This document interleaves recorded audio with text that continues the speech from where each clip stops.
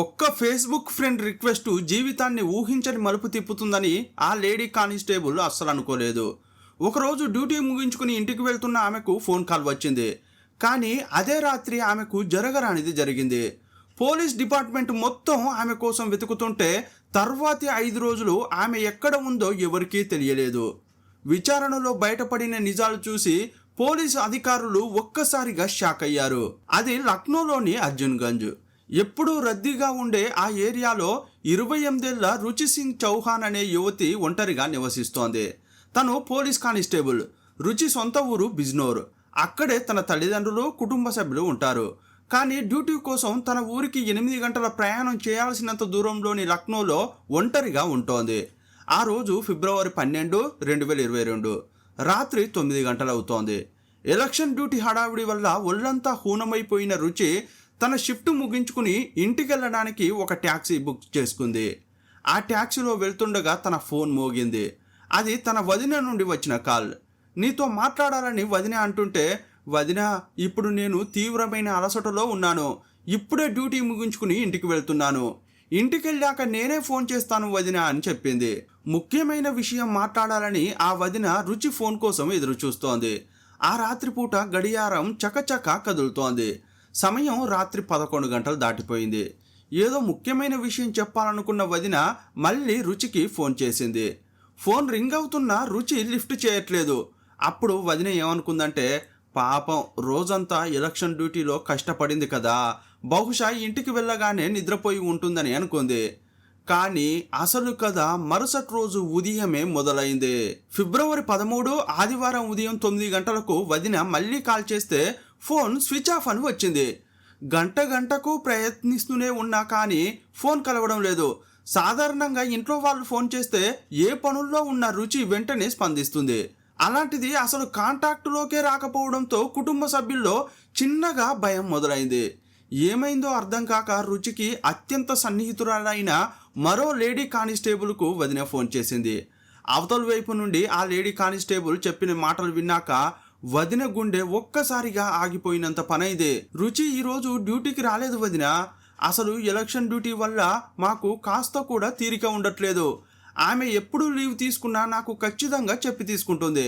కానీ ఈరోజు ఎలాంటి ఇన్ఫర్మేషన్ ఇవ్వకుండానే లీవ్ తీసుకుందంటే నాకే వింతగా ఉంది అని ఆమె చెప్పింది. ఈ విషయం తెలిసి వదిన మనసులో ఏదో అలజడి మొదలైంది.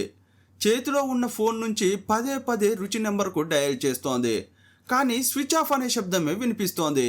ఏం చేయాలో ఆ వదినకు తోచలేదు. వెంటనే ఆ లేడీ కానిస్టేబుల్కు మళ్ళీ ఫోన్ చేసింది. ప్లీజ్, మా కోసం ఒక్క సాయం చేయండి. రుచి ఇంటికి వెళ్ళి ఆమె క్షేమంగా ఉందో లేదో ఒక్కసారి చూసి చెబుతారా అని బతిమలాడింది.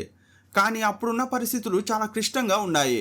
ఆ లేడీ కానిస్టేబుల్ కూడా ఎలక్షన్ డ్యూటీలో ఉండింది.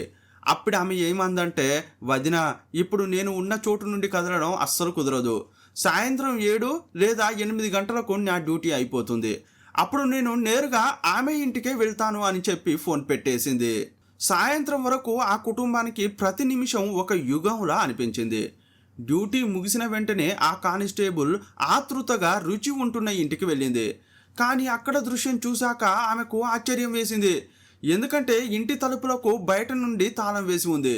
అంటే రుచి లోపల లేదు, బయట ఎక్కడికో వెళ్ళింది. కానీ ఎక్కడికి వెళ్ళిందనేది తెలియదు. ఆ కానిస్టేబుల్ కంగారుగా ఆ ఇంటి యజమానిని కలిసి రుచి గురించి అడిగింది. ఆయన చెప్పిన సమాధానం మరింత ఆశ్చర్యానికి లోన్చేసింది. ఏమ్మా, రుచి నిన్నటి నుండి కనిపించట్లేదమ్మా. బహుశా తన సొంత ఊరు బిజ్నోర్కు వెళ్ళిపోయిందేమో అని ఆయన చాలా క్యాజువల్గా చెప్పాడు. కానీ ఆ లేడీ కానిస్టేబుల్కు ఒక విషయం క్లియర్గా తెలుసు.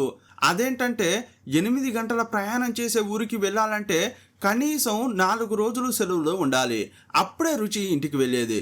ఇప్పుడు అసలే ఎలక్షన్ డ్యూటీ వల్ల అస్సలు సెలవులు దొరికే పరిస్థితే లేదు.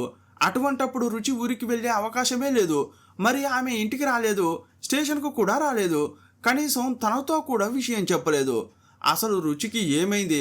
ఆమెను ఎవరైనా కిడ్నాప్ చేశారా, లేక ఏదైనా ప్రమాదంలో చిక్కుకుందా అన్న భయం ఆ కానిస్టేబుల్ను వణికించింది. వెంటనే వదినకు ఫోన్ చేసి, నేను ఇంటికి వెళ్ళి చూశాను, కానీ తను అక్కడ లేదు, నాకు చాలా భయంగా ఉంది వదిన అని చెప్పేసరికి ఆ మాటలు బిజ్నోర్లో ఉన్న రుచి కుటుంబ సభ్యులకు చాలా భయం కలిగించాయి. మరుసటి రోజే రుచి తల్లిదండ్రులు కుటుంబ సభ్యులు కంగారుగా లక్నో చేరుకున్నారు. ముందుగా ఆ లేడీ కానిస్టేబుల్ను కలిసి ఏమైనా ఆచూకీ తెలిసిందా, అసలు ఆ రాత్రి ఏం జరిగింది అని అడిగారు. ఆమె ఏమందంటే, నాకు చెప్పకుండా రుచి ఎక్కడికి వెళ్ళదు, కానీ ఆ రోజు మాత్రం నాకు చెప్పకుండానే ఎటు వెళ్ళిందో ఏమో తెలియట్లేదని అంది. అప్పుడు వారంతా కలిసి పోలీస్ స్టేషన్కు వెళ్ళి రుచి కనిపించట్లేదని కేసు పెడితే బాగుండేది. కానీ ఆ లేడీ కానిస్టేబుల్ ఒక సాహసోపేతమైన నిర్ణయం తీసుకుంది. కేసు పోలీస్ స్టేషన్ మెట్లు ఎక్కక ముందే తన స్నేహితురాలి కోసం తనే రంగంలోకి దిగాలని నిర్ణయించుకుంది. అప్పుడు ఆమె చేసిన ఒక చిన్న పని పోలీస్ డిపార్ట్మెంట్ మొత్తాన్ని ఉలిక్కి పడేలా చేసింది. ఆ లేడీ కానిస్టేబుల్ ఏం చేసిందంటే, తన స్నేహితురాలు కానిస్టేబుల్ రుచి కనిపించడం లేదంటూ సోషల్ మీడియాలో ఒక పోస్ట్ పెట్టింది. పోస్టు చేయడమే ఆలస్యం, అది వైరల్ అయిపోయింది. అయితే ఈ పోస్టు చూసిన పోలీసు ఉన్నతాధికారులు తీవ్రంగా కోప్పడ్డారు. ఒక లేడీ పోలీస్కే రక్షణ లేకపోతే ఇక సామాన్య ప్రజలను మనం ఎలా కాపాడుతాం, ప్రజలు మనల్ని చూసి ఏమనుకుంటారు అని కోప్పడ్డారు. ఆ పోస్టు పెట్టినందుకు ఆమెకు గట్టి వార్నింగ్ కూడా ఇచ్చారు. చివరకు ఫిబ్రవరి 14న, అంటే రుచి కనిపించకుండా పోయిన 2 రోజుల తర్వాత కుటుంబ సభ్యులు అధికారికంగా ఫిర్యాదు చేశారు. పోలీసులు కూడా గాలింపు చర్యలు మొదలుపెట్టారు. కానీ అప్పుడున్న ఎన్నికల హడావుడి వల్ల ఎవరూ ఈ కేసు మీద పూర్తి స్థాయిలో దృష్టి పెట్టలేకపోయారు. పోలీసులందరూ ఎలక్షన్ డ్యూటీల్లో మునిగిపోయారు. గాలింపు మొదలైన 3 రోజులకు, అంటే ఫిబ్రవరి 17న పోలీస్ స్టేషన్కు ఒక అపరిచిత వ్యక్తి నుంచి ఫోన్ కాల్ వచ్చింది.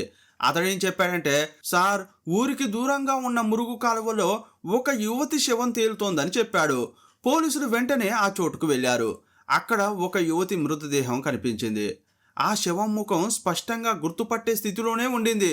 కానీ ఆ సమయంలో దర్యాప్తులో పోలీసులు చేసిన అతిపెద్ద తప్పు ఏంటంటే, అసలు ఆ శవం ఎవరిది అనేది పెద్దగా పట్టించుకునే లేదు. ఆ మురుగు కాలువలో పడి ఉన్న యువతికి రుచి చౌహాన్కు ఏమైనా సంబంధం ఉందేమో అని ఒక్క పోలిక కూడా చూడకుండా నేరుగా శవాన్ని పోస్ట్ మార్టంకు పంపించేశారు. ఆ తర్వాత డెడ్ బాడీని తీసుకెళ్లి ఆసుపత్రి మార్చురీలోని ఫ్రీజర్లో పడేశారు. సాధారణంగా ఒక గుర్తు తెలియని శవం దొరికినప్పుడు పోలీసులు మిస్సింగ్ కేసులతో సరిపోల్చడం అనేది జరుగుతుంది. కానీ ఎన్నికల డ్యూటీల ఒత్తిడిలో ఉన్న పోలీసులు మాత్రం ఇది ఏదో అనాథ శవం, దీనికోసం ఇప్పుడు టైం వేస్ట్ చేయడం ఎందుకు అని చాలా నిర్లక్ష్యంగా వ్యవహరించారు. రుచి చౌహాన్ కనిపించకుండా పోయి అప్పుడే వారం కావస్తోంది. బిజ్నోర్ నుండి వచ్చిన ఆమె కుటుంబ సభ్యులు కన్నీళ్లతో మళ్ళీ పోలీస్ స్టేషన్కు వెళ్ళారు. సార్, కంప్లైంట్ ఇచ్చి 4 రోజులు గడుస్తోంది, మా అమ్మాయి గురించి ఏమైనా సమాచారం తెలిసిందా అని అడిగారు.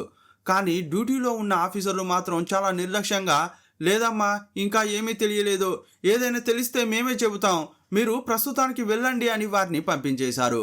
ఆ మాటలతో ఆ తల్లిదండ్రుల గుండె చెరువైపోయింది.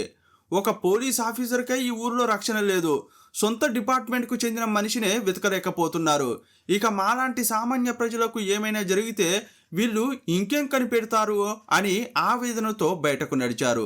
కానీ సరిగ్గా అప్పుడే ఆ కేసులో ఒక అనూహ్యమైన మలుపు చోటు చేసుకుంది.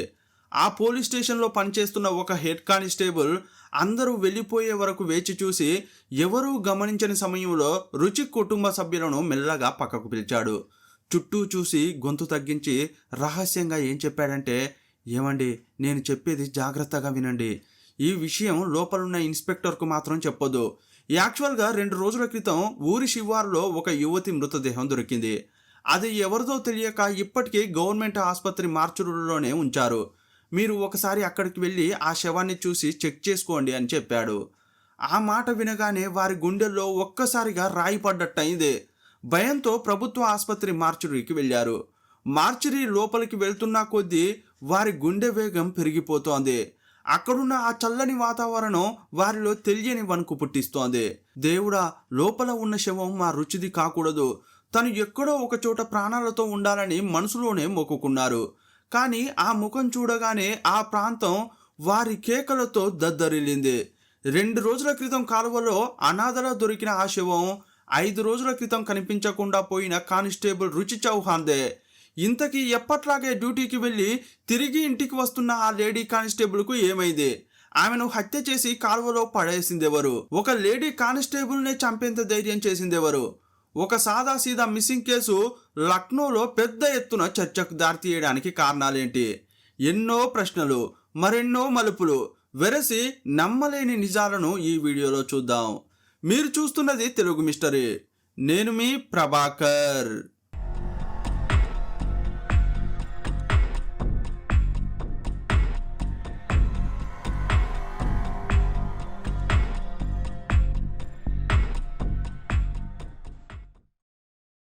రుచి చౌహాన్ కేసు అప్పటి వరకు కేవలం ఒక మిస్సింగ్ కేసుగానే ఉండేది. కానీ పోస్టుమార్టం రిపోర్ట్ రాగానే కథ మొత్తం అడ్డం తిరిగింది. ఇది సాధారణ మరణం కాదు, పక్కా ప్రాంతో జరిగిన ఘోరమైన హత్య. ఎవరో కిరాతకులు ఆమె గొంతును నులిమి ప్రాణం తీశారని ఆధారాలు దొరికాయి. విచారణలో మరో చేదు నిజం బయటపడింది. రుచి కనిపించకుండా పోయిన అదే ఫిబ్రవరి 12వ తేదీనే రాత్రి హత్యకు గురైంది.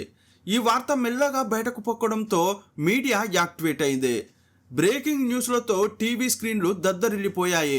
ఒక పోలీస్ కానిస్టేబుల్కే ఈ గతి పడితే ఇక సామాన్యుల పరిస్థితి ఏంటి? రక్షక భటులనే రక్షించుకోలేరా అంటూ ప్రజల నుండి నిలదీతలు మొదలయ్యాయి. అప్పటి వరకు ఎలక్షన్ డ్యూటీల హడావిడిలో ఉన్న పోలీసులందరూ ఇప్పుడు ఈ కేసును తమ పరువు నిలబెట్టుకునే కేసుగా భావించారు. ఎలాగైనా సరే ఆ హంతకుడిని పట్టుకోవాలని రంగంలోకి దిగారు. సాధారణంగా ఏ క్రైమ్ ఇన్వెస్టిగేషన్లో అయినా బాధితురాలి ఆఖరి నిమిషాల్లో ఎవరితో మాట్లాడింది, ఎవరిని కలిసింది అనేదే అత్యంత కీలకం. పోలీసులు కూడా సరిగ్గా అక్కడే తమ వేట మొదలుపెట్టారు. రుచి చౌహాన్ ఫోన్ కాల్ డేటా మొత్తం బయటకు తీశారు. ఫిబ్రవరి 12 రాత్రి ఆమె ఎవరితో మాట్లాడిందో ఒక్కొక్కటిగా చెక్ చేశారు. రాత్రి 9 గంటలకు తన వదినతో మాట్లాడిన తర్వాత ఆమె ఫోన్ నుండి మరో వ్యక్తికి కాల్ వెళ్ళింది. ఆ నెంబర్ ఎవరిదా అని ఆరా తీసిన పోలీసులకు మైండ్ బ్లాంక్ అయ్యే నిజం ఒకటి తెలిసింది. ఆ నంబర్తో కొన్ని నెలలు కాదు, కొన్నేళ్లుగా కాంటాక్టులో ఉంది. రోజు గంటల తరబడి వారిద్దరూ మాట్లాడుకుంటున్నారు. అంటే ఆ వ్యక్తి రుచికి కేవలం పరిచయస్తుడు మాత్రమే కాదు, ఆమె జీవితంలో చాలా కాలంగా ఉన్న అత్యంత సన్నిహితుడు అని పోలీసులకు అర్థమైపోయింది. వెంటనే పోలీసులు ఆ నంబర్ను ట్రేస్ చేయగా అది పద్మేష్ శ్రీవాత్సవ అనే వ్యక్తిది అని తేలింది. ఎవరి పద్మేష్ అని ఆరా తీస్తే అతను లక్నోకు దూరంగా ఉండే ప్రతాప్గఢ్లో తహసీల్దార్ అని తెలిసింది. ఒక రెవెన్యూ ఆఫీసర్కు ఈ లేడీ కానిస్టేబుల్కు మధ్య ఉన్న విడదీయలేని బంధం ఏంటి? వారు అన్ని గంటలు ఫోన్లో ఏం మాట్లాడుకునేవారు? అది కూడా ఆమె హత్యకు గురయ్యే ముందు ఆఖరి కాల్ అతనికి ఎందుకు వెళ్ళింది అనే ప్రశ్నలతో పోలీసులు నేరుగా పద్మేష్ ఉంటున్న ప్రభుత్వ క్వార్టర్స్కు వెళ్ళారు. పోలీసులను చూశాక పద్మేష్ ముఖంలో ఏమాత్రం భయం కనిపించలేదు. చాలా ప్రశాంతంగా వారితో మాట్లాడాడు.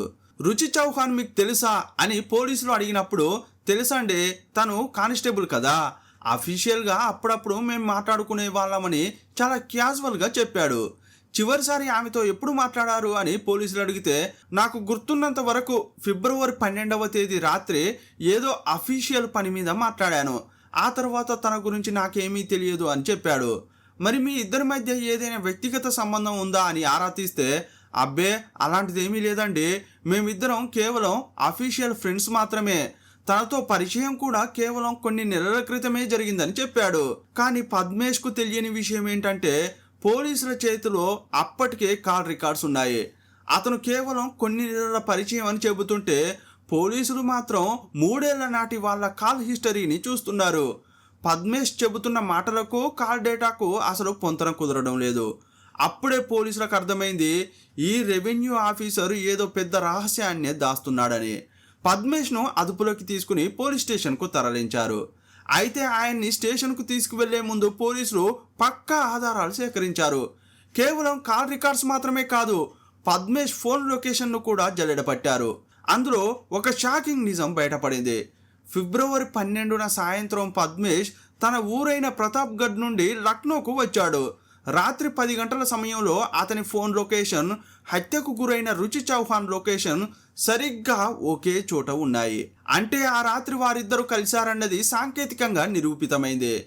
ఈ సాక్ష్యాలు చూపించడంతో ఇక తప్పించుకునే దారి లేక పోలీసులు చూపిస్తున్న సాక్ష్యాలకు బిత్తరపోయిన పద్మేష్ నిజం ఒప్పుకున్నాడు. అవును, ఆ లేడీ కానిస్టేబుల్ను నేనే హత్య చేశాను అని అన్నాడు. సాధారణంగా ఏ హత్య వెనుకైనా ఒక బలమైన కారణం ఉంటుంది. మరి వేర్వేరు ఊర్లలో ఉంటున్న ఒక రెవెన్యూ ఆఫీసర్కు ఈ లేడీ కానిస్టేబుల్కు మధ్య ఉన్న ఆ విడదీయలేని బంధం ఏంటి? అసలు ఆమెను ఎందుకు చంపాల్సి వచ్చింది? ఈ విషయాల గురించి పద్మేష్ చెప్పిన ఒక్కో మాట వింటుంటే పోలీస్ అధికారులే అవాక్కయ్యారు. వీరిద్దరి సంబంధం వెనక ఉన్న అసలు రహస్యం తెలియాలంటే మనం ఒక 3 ఏళ్ళు వెనక్కి వెళ్ళాలి. అది 2019వ సంవత్సరం. రుచి చౌహాన్ కానిస్టేబుల్గా ఉద్యోగంలో చేరిన కొత్త రోజులు. అక్కడ ఆమెకు నీరజ్ అనే మరో కానిస్టేబుల్తో పరిచయం అయింది. రుచికి నీరజ్ బాగా నచ్చాడు. వారిద్దరి మధ్య కెమిస్ట్రీ కుదిరింది. పనిచేసే చోటే వారిద్దరి మధ్య ప్రేమ చిగురించింది. ఆ తర్వాత పెద్దలను ఒప్పించి 2019లో పెళ్లి చేసుకున్నారు. పెళ్ళయ్యాక రుచి, నీరజ్ ఇద్దరు చాలా సంతోషంగా జీవితాన్ని మొదలుపెట్టారు. కానీ ఆ సంతోషం ఎంతో కాలం నిలవలేదు.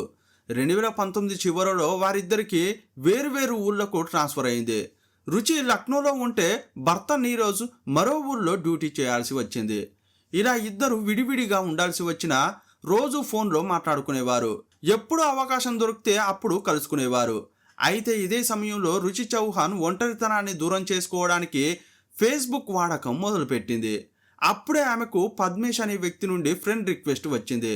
ఆ రిక్వెస్ట్ ఓకే చేయాలా వద్దా అని కాసేపు ఆలోచించి సరే ఏమవుతుందిలే అని యాక్సెప్ట్ చేసింది. ఆ చిన్న క్లిక్ తన జీవితాన్నే మారుస్తుందని అప్పుడు ఆమె ఊహించలేదు. రుచి ఒక పోలీస్ కానిస్టేబుల్, పద్మేష్ ఒక ఎంఆర్ఓ. ఇద్దరూ ప్రభుత్వ ఉద్యోగులే కావడంతో సంభాషణలు ఫ్రెండ్లీగా మొదలయ్యాయి. భర్త దూరంగా ఉండడంతో రుచికి పద్మేష్తో చాటింగ్ చేయడం ఒక అలవాటుగా మారింది. అది మెల్లగా ఒకరినొకరు ప్రేమించుకునే స్థాయికి చేరింది. ఆ తర్వాత వారు వివాహేతర సంబంధం పెట్టుకున్నారు. చివరకు పరిస్థితి ఎంతవరకు వెళ్ళిందంటే రుచి పోలీస్ స్టేషన్ నుండి రాగానే భర్త కంటే ముందే పద్మేష్కే ఫోన్ చేసేది. అతనితో వీడియో కాల్స్ మాట్లాడేది. అయితే తన భార్య వేరే వ్యక్తితో సంబంధం పెట్టుకుందన్న విషయం భర్త నీరజ్కు తెలియదు. కానీ ఒకరోజు ఆయన ఫేస్బుక్ చూస్తున్నప్పుడు రుచి ఫోటోలకు పద్మేష్ అనే వ్యక్తి పెడుతున్న హార్ట్ సింబల్స్, పర్సనల్ కామెంట్స్ చూసి షాక్ అయ్యాడు. భార్య ప్రవర్తనలో మార్పులు గమనించిన నీరజ్ అసలు పద్మేష్ అనే వ్యక్తికి నీకు ఏంటి సంబంధం, ఎందుకు ఫేస్బుక్లో ఇలా కామెంట్స్ పెడుతున్నాడు, మీ ఇద్దరి మధ్య ఏదైనా ఉంటే ఇక్కడితో కట్ చేయని భార్యను గట్టిగా నిలదీశాడు. అప్పటి నుండి వారి కాపురంలో గొడవలు స్టార్ట్ అయ్యాయి. వారి జీవితాల్లో ప్రశాంతత లేకుండా పోయింది. భర్త నీరజ్ తనను నిలదీసేసరికి రుచి చౌహాన్కు ఏం చేయాలో పాలుపోలేదు. కంగారుగా పద్మేష్ దగ్గరకు వెళ్ళి అంతా అయిపోయింది, మా ఆయనకు మన విషయం తెలిసిపోయింది, ఇప్పుడు నేనేం చేయాలి అని ఏడ్చింది. అప్పుడు పద్మేష్ బాగా ఆలోచించి తన అసలు రంగు బయట పెట్టాడు. రుచి, నేను నీతో కేవలం సరదా కోసం తిరుగుతున్నాను అనుకున్నావా? నిన్ను ప్రాణంగా ప్రేమిస్తున్నాను, నీతో నా జీవితం అనుకుంటున్నాను. అందుకే చెబుతున్నాను, వెంటనే నీ భర్తకు విడాకులు ఇచ్చేయి, మనం పెళ్లి చేసుకుందామని ఆమెపై ఒత్తిడి తెచ్చాడు. అప్పుడు ఆమె అమాయకంగా ఏముందంటే నేను వెళ్ళి మా ఆయనను విడాకులు ఎలా అడగాలి అంది. అప్పుడు పద్మేష్ ఒక భయంకరమైన ప్లాన్ చెప్పాడు. మొదట నీ భర్త దగ్గరకు వెళ్ళి విడాకులు అడుగు. ఒకవేళ అతను ఒప్పుకోకపోతే కట్నం కోసం వేధిస్తున్నావని, నరకం చూపిస్తున్నావని కేసు పెట్టి జీవితాంతం జైల్లో పెడతానని బెదిరించు. నీ బెదిరింపులకు భయపడి అతను ఖచ్చితంగా విడాకులు ఇస్తాడని దుర్మార్గమైన ఐడియా ఇచ్చాడు. రుచి కూడా పద్మేష్ మాటలను గుడ్డిగా నమ్మింది. తాను ప్రాణానికి ప్రాణంగా ప్రేమించి పెళ్లి చేసుకున్న నీరజ్ను అదే విధంగా బెదిరించింది. తన భార్య నోటి నుండి అలాంటి మాటలు విన్న నీరజ్ ఒక్కసారిగా షాక్ అయ్యాడు. కానీ చాలా మెచ్యూర్డ్గా ఆలోచించాడు. నేను ప్రేమించిన రుచి ఈమె కాదు, కట్టుకున్న భర్తనే జైలుకు పంపుతాననే స్థాయికి ఈమె దిగజారిపోయిందంటే ఇక ఈమెతో బతకడంలో అర్థం లేదని అనుకున్నాడు. మౌనంగా విడాకుల పత్రాలపై సంతకం చేశాడు. విడాకులు వచ్చిన తర్వాత రుచికి అడ్డే లేకుండా పోయింది. పద్మేష్, రుచి తరచుగా కలుసుకోవడం జరిగేది. చివరకు ఒక ఇల్లు అద్దెకు తీసుకుని సహజీవనం మొదలుపెట్టారు. ఒక కొత్త జీవితం ప్రారంభించామని రుచి ఎంతో సంతోషపడింది. కానీ సరిగ్గా ఇక్కడే ఊహించని విషయం తెలిసింది. అదేంటంటే పద్మేష్కు అప్పటికే పెళ్ళయింది. అతనికి ప్రగతి అనే భార్య, 2 కూతుర్లు కూడా ఉన్నారు. ఈ నిజాన్ని దాచిపెట్టి రుచిని చాకచక్యంగా మోసం చేశాడు. ఆమె పచ్చని కాపురాన్ని కూల్చి ఇప్పుడు ఆమెతో ఎంజాయ్ చేస్తున్నాడు. అయితే పాపం పండినట్లుగా ఒకరోజు పద్మేష్ భార్య ప్రగతికి తన భర్త లీలలు తెలిసిపోయాయి. తన భర్త ఒక లేడీ కానిస్టేబుల్తో కలిసి వేరే కాపురం పెట్టిన విషయం తెలిసి ఆమె అగ్గి మీద గుగ్గిలమైంది. నువ్వు ఏం చేస్తావో నాకు తెలియదు, వెంటనే ఆ అమ్మాయితో నీకున్న సంబంధాన్ని కట్ చేసుకోవాలి, లేదంటే నేనేంటో చూపిస్తాను అని పద్మేష్కు వార్నింగ్ ఇచ్చింది. పద్మేష్ ఇప్పుడు ఒకవైపు భార్య, మరోవైపు రుచి మధ్య ఇరుక్కుపోయాడు. తన భార్య ప్రగతి గట్టిగా నిలదీసేసరికి పద్మేష్ ఆలోచనలో పడ్డాడు. ఏదో సరదా కోసం ఈ కానిస్టేబుల్తో తిరిగాను, కానీ నా అసలు జీవితం నా పెళ్ళాం బిడ్డలే కదా. ఆ పరాయి అమ్మాయి కోసం నా కుటుంబాన్ని ఎందుకు దూరం చేసుకోవాలి అని అనుకున్నాడు. ఇక అప్పటి నుండి రుచి చౌహాన్ను మెల్లమెల్లగా దూరం పెట్టడం మొదలుపెట్టాడు. కానీ ఒకప్పుడు ఎంతో అన్యోన్యంగా ఉన్న వ్యక్తి హఠాత్తుగా ముఖం చాటేస్తుంటే ఏ అమ్మాయికైనా అనుమానం వస్తుంది. రుచి కూడా పద్మేష్ ప్రవర్తనలో మార్పును గమనించింది. ఒకరోజు ఇక తట్టుకోలేక అతన్ని నిలదీసింది. అప్పుడే పద్మేష్ అసలు నిజం బయటపెట్టాడు. రుచి, నీ దగ్గర నేను ఒక విషయం దాచాను. నాకు ఆల్రెడీ పెళ్ళయింది, 2 పిల్లలు కూడా ఉన్నారు. మా ఆవిడకు మన విషయం తెలిసిపోయింది, అందువల్ల ఇక మనం విడిపోవడమే మంచిది అని చెప్పాడు. ఆ మాట వినగానే రుచికి రక్తం మరిగిపోయింది. నువ్వు ఏమని అనుకుంటున్నావు పద్మేష్? నేను నా భర్తతో చాలా బాగా ఉండేదాన్ని. నిన్ను నమ్మి నువ్వు చెప్పావనే కదా నా భర్త నుంచి నేను విడాకులు తీసుకుని వచ్చాను. ఇప్పుడు పెళ్ళాం ముఖ్యమని నన్ను వదిలేస్తానంటే నేను ఒప్పుకోను. నువ్వు చెప్పినట్టే నేను చేశాను. ఇప్పుడు నేను చెప్పినట్లు నువ్వు చేయాలి. వెంటనే నీ భార్యకు విడాకులు ఇచ్చేయి, లేదంటే నీ ఇంటి ముందు ధర్నా చేసి నీ పరువు తీస్తాను, నిన్ను జైలుకు పంపే వరకు వదలను అని గొడవ చేసింది. అటు భార్యను వదిలి రాలేడు, ఇటు రుచిని వదిలేస్తే తను కేసు పెట్టి రచ్చరచ్చ చేస్తుంది. అప్పుడు ఉద్యోగంతో పాటు పరువు కూడా పోతుంది. ఏం చేయాలా అని ఆలోచిస్తున్న పద్మేష్కు ఒక కిరాతకమైన ఆలోచన వచ్చింది. ఈ సమస్య తీరాలంటే రుచి ప్రాణాలతో ఉండకూడదు. ఆమెను శాశ్వతంగా పైకి పంపించడమే దీనికి పరిష్కారం అని నిర్ణయించుకున్నాడు. సరిగ్గా ఫిబ్రవరి 12వ తేదీ రాత్రి 9 గంటలకు పద్మేష్ ఒక పక్కా ప్లాన్తో రుచికి కాల్ చేశాడు. రుచి, నేను లక్నోకు వస్తున్నాను. మన పెళ్లి గురించి, భవిష్యత్తు గురించి మాట్లాడాలి. నువ్వు నేరుగా ఊరి శివారులో ఉన్న ఆ ప్రాంతానికి రా అని పిలిచాడు. కానీ పద్మేష్ ఒంటరిగా రాలేదు. తనతో పాటు తన స్నేహితుడిని కూడా తీసుకువచ్చాడు. వారి ప్లాన్ చాలా క్లియర్గా ఉంది. ఆ రాత్రి ఎలాగైనా రుచిని అంతం చేయాలి. ఆమె కోసం వెయిట్ చేశారు. రాత్రి 10 గంటల సమయంలో నిర్మానుష్యంగా ఉన్న ఆ చోటులో ముగ్గురు కలిశారు. పద్మేష్, రుచి కారు వెనక సీట్లో కూర్చుని మాట్లాడుకుంటున్నారు.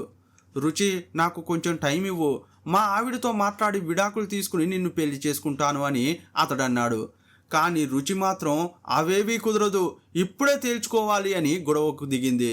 సరే సరే, కాస్త కూల్ అవ్వు, మనం టీ తాగి మాట్లాడుకుందామని పద్మేష్ అన్నాడు. అప్పటికే పద్మేష్ స్నేహితుడు టీ తీసుకుని వచ్చాడు. అయితే ఆ టీలో వారు ముందే అధిక మోతాదులో నిద్ర మాత్రలు కలిపారు. అది తెలియని రుచి ఆ టీ తాగింది. కొద్ది నిమిషాల్లోనే ఆమె స్పృహ కోల్పోయి పద్మేష్ ఒడిలోనే వాలిపోయింది. వెంటనే ఆ స్నేహితుడు కారును వేగంగా నడపడం మొదలుపెట్టాడు. కారు చీకట్లో దూసుకుపోతుండగా వెనక సీట్లో కూర్చున్న పద్మేష్ మత్తులో ఉన్న రుచి చౌహాన్ గొంతును తన చేతులతో గట్టిగా నొక్కాడు. కాసేపట్లోనే ఆమె ప్రాణం పోయింది. ఆ తర్వాత ఆమె శవాన్ని ఊరికి దూరంగా ఉన్న ఒక మురుగు కాలువలో పారేసి ఏమీ తెలియనట్టు ఇద్దరు తమ సొంత ఊరికి వెళ్ళిపోయారు.